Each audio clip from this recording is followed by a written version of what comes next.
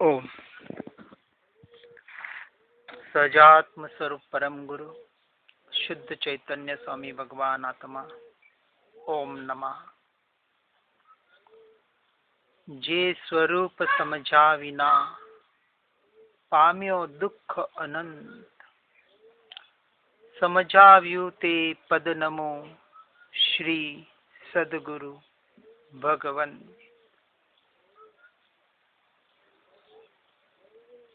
ध्यान के स्वरूप को समझने का प्रयास कर रहे हैं। 12 तप में ध्यान और कायोत्सर्ग जो 11वें और 12वें नंबर के तप में आता है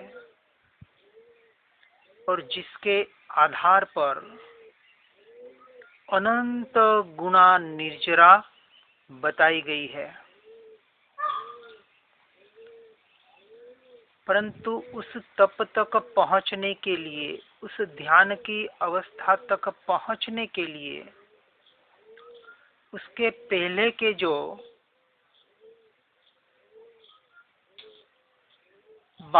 10 प्रकार के तप बताए हुए हैं, 6 बाह्य और 4 अभ्यंतर, यदि इनको व्यवहार और निश्चय समेत अपने जीवन में नहीं उतारा हो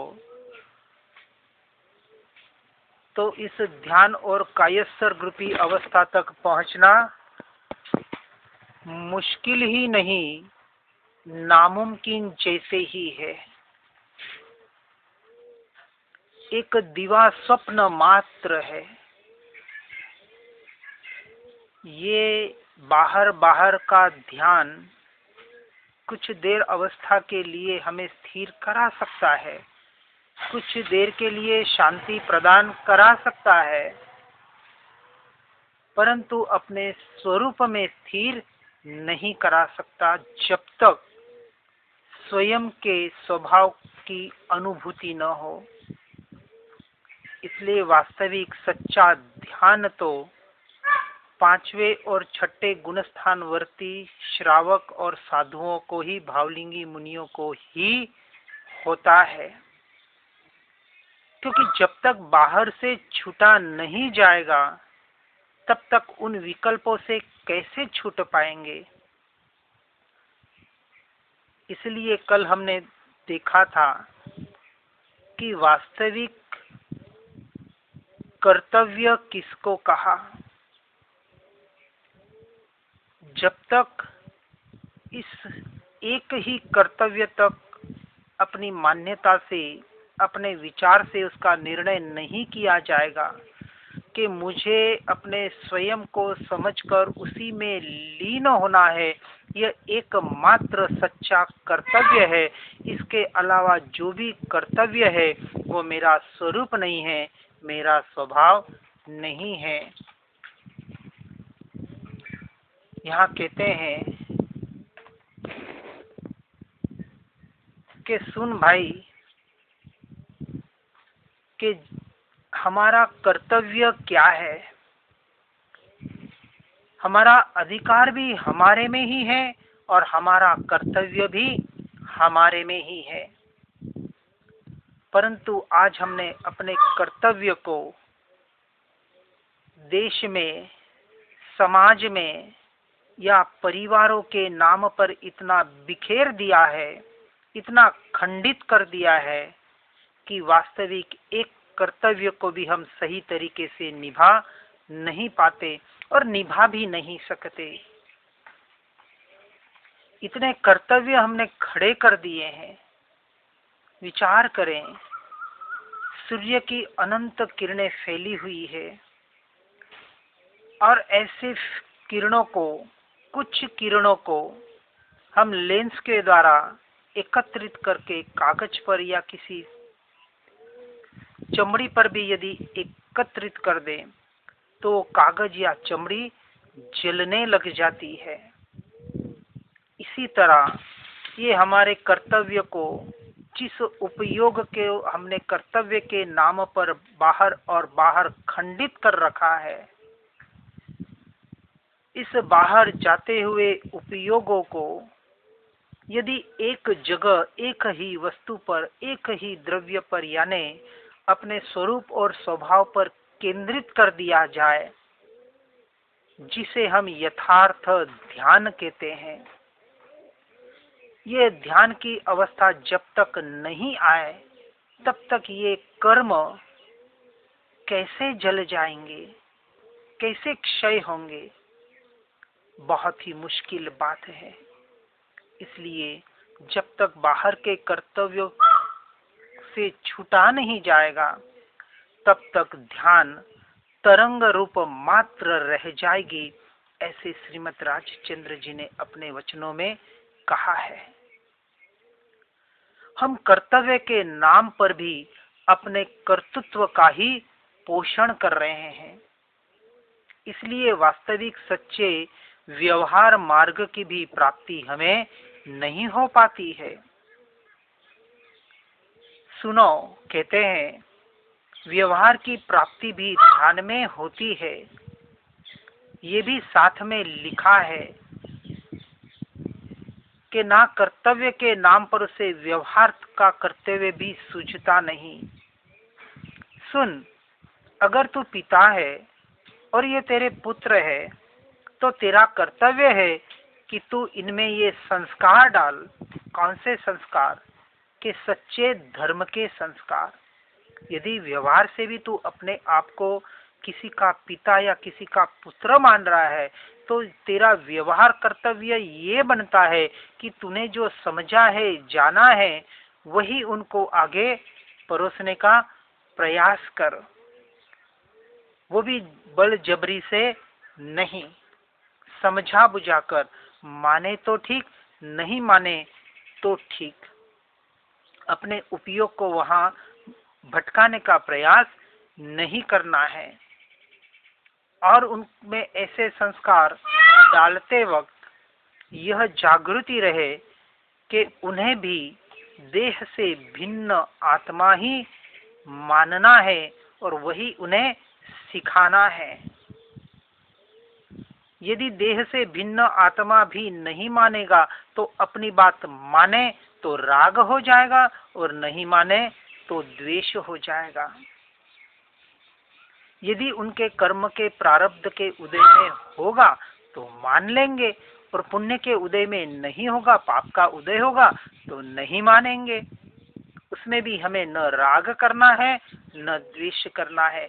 हर जगह ज्ञाता दृष्टा बनते हुए वहां से उपयोग को हटाकर उस उपयोग को अपने ज्ञान स्वभाव में निरंतर लाने का हमें प्रयास करना है। ये प्रयास ही सच्चा भेद विज्ञान है और इसी भेद विज्ञान को एक अपेक्षा से हम ध्यान की शुरुआत कहते हैं। क्योंकि ध्यान किसे कहा? जो उपयोग हमारे स्वरूप की ओर ढल रहा है, वो उपयोग, वो क्षण ही तो ध्यान का क्षण है। और ध्यान क्या वस्तु है? यह विचार, यह भेद विज्ञान रूपी विचार जैसे जैसे उपयोग को अपने भीतर में लाने का हम प्रयास करते हैं, वह हमारे निरंतर ध्यान घटित हो रहा है। और ऐसा ही प्रयोग करने के लिए भले आधा घंटा, 1 घंटा आप एकाग्रता के नाम पर अपने इस उपयोग को भीतर लाने के अभ्यास रूप बाहर का व्यवहार ध्यान भले करे तो करें, उसमें मनाही नहीं है। लेकिन अभ्यास किसका करना है? पुद्गल के परिणमनों का नहीं। अपने स्वरूप को, अपने उपयोग को अपने उपयोग में स्थिर करने का ही प्रयास करना है। यही वास्तविक ध्यान की विधि है, यही धर्म ध्यान की विधि है। और ये धर्म ध्यान ही हमें उस शुक्ल ध्यान तक पहुंचाने का काम करेगा। इसलिए कहते हैं कि सिखाना भी है तो उन्हें यह सिखा कि तेरे कमाने से कुछ भी होने वाला नहीं है। कमाई भी करे तो अन्याय से मत करना किसी के भी प्रति। सदाचार में जीवन होगा तो इस प्रकार के ध्यान के मार्ग में हम आगे बढ़ सकते हैं। भगवंतों की भक्ति में चित्त लगाना तत्व विचार करना और अपना हित कर लेना।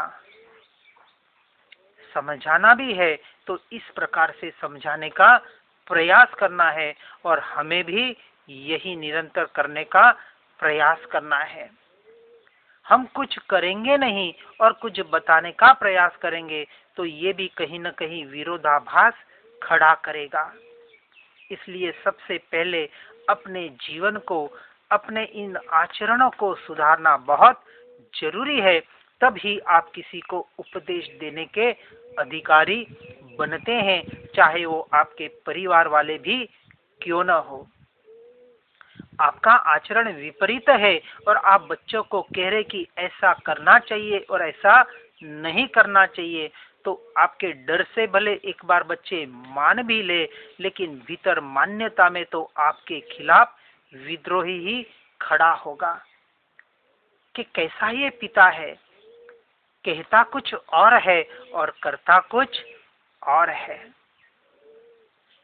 आप बच्चों को कहते हैं कि झूठ नहीं बोलना, आप जब मोबाइल पे बात करते हैं और कोई मांगने वाला आपको फोन करता है, तब आप कहते हैं आप घर में हैं और कहते हैं मैं कहीं बाहर हूं। अब बच्चे कहेंगे कैसा पिता, तो नहीं कहेंगे कैसा बाप है। हमें तो कहता है कि झूठ बोलना पाप है और खुद तो पाप किए जा रहा है। इस प्रकार के बहुत से उदाहरण हमारे जीवन में घटित होते हैं। ये सारे जो उदाहरण हमारे जीवन में घटित होते हैं, ये कहीं न कहीं उस ध्यान की अवस्था तक पहुंचाने में हमें दूर और दूर ही करते हैं। इसलिए कहते हैं कि अपने चित्त को भक्ति में लगाओ, तत्व चिंतन में लगाओ और अपना और दूसरों का हित हो या न हो। कल हम जैसे देखा, चेतन जी तू तेरा संभाल, छोड़ के अन्य जंजाल।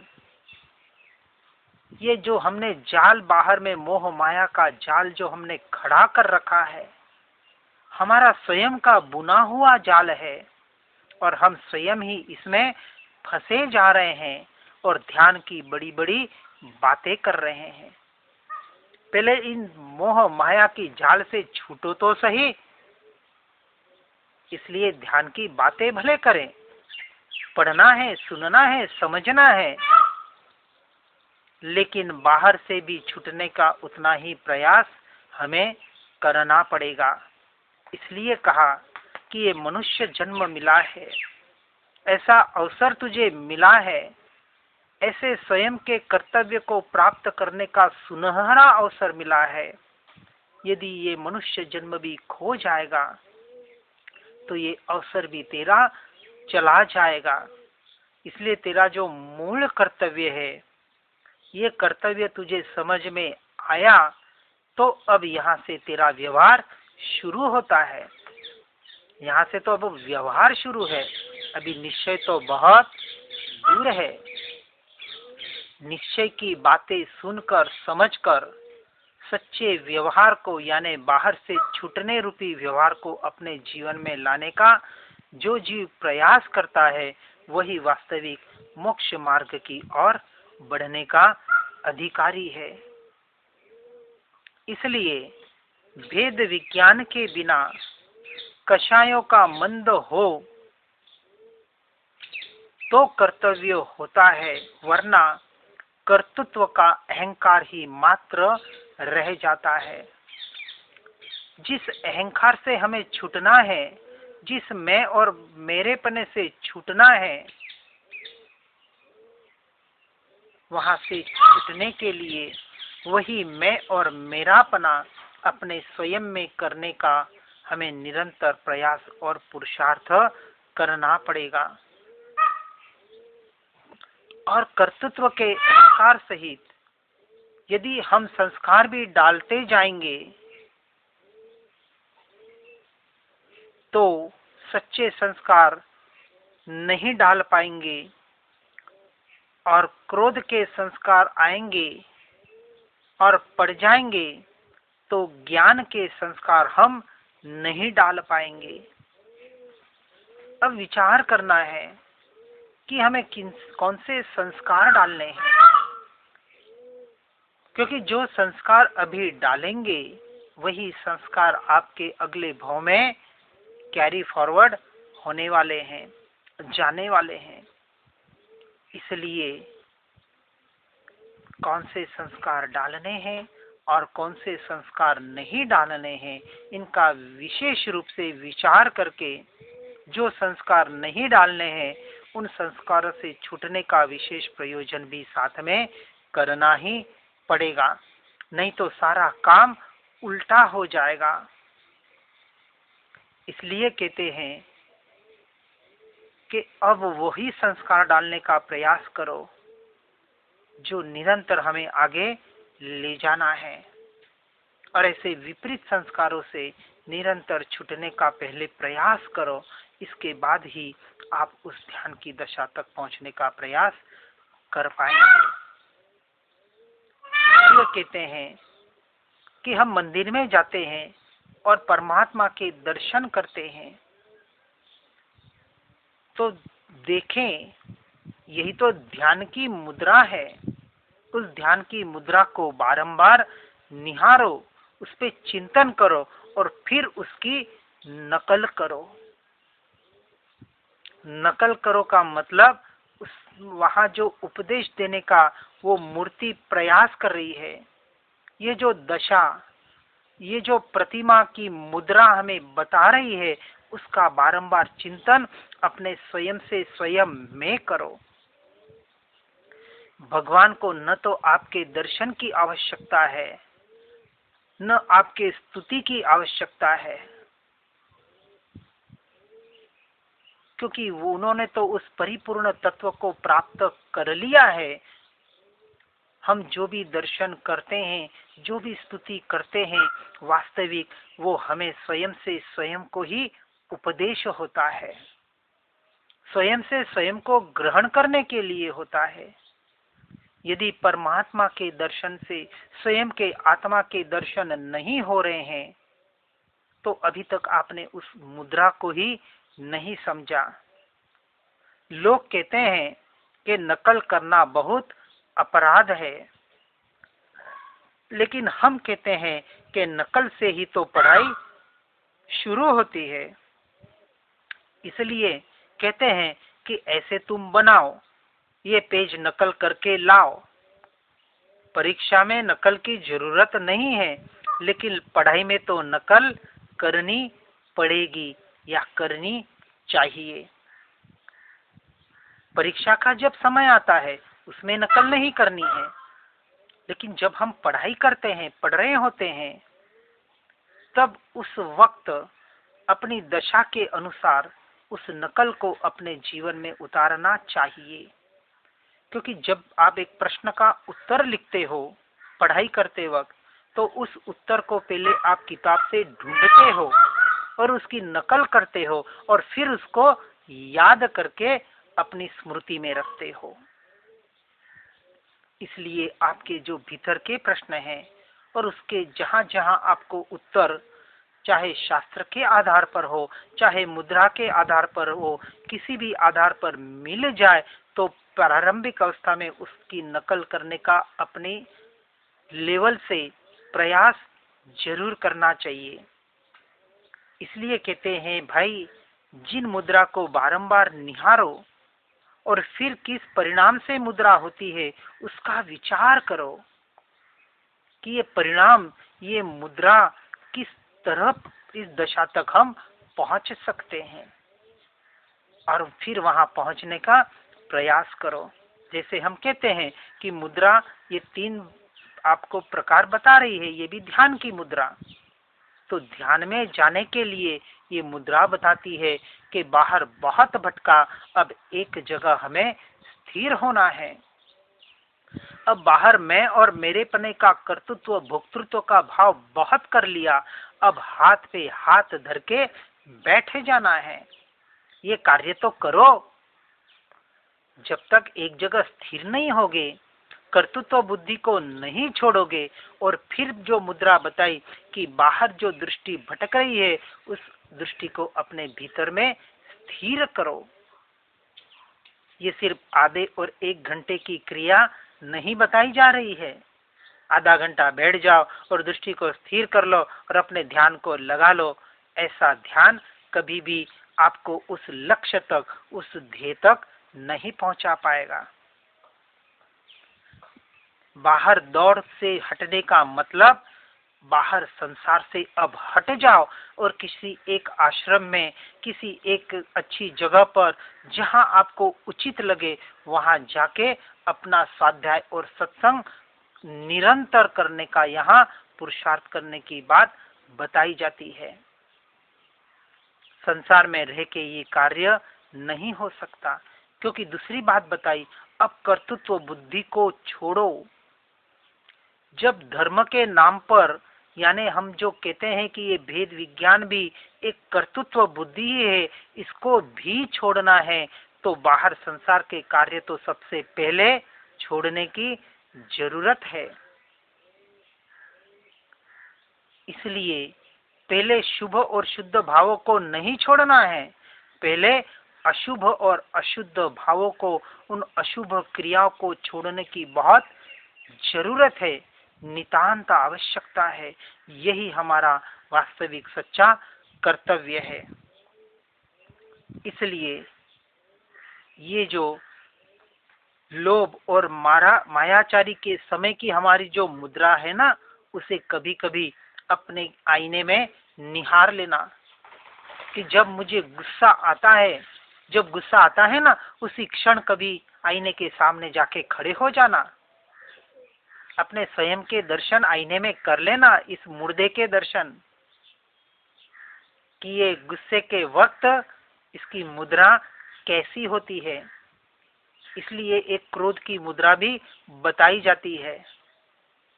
एक बार करी थी ना सिंह मुद्रा जिसको कहते हैं, देखो तो सही, भले हंस लेना,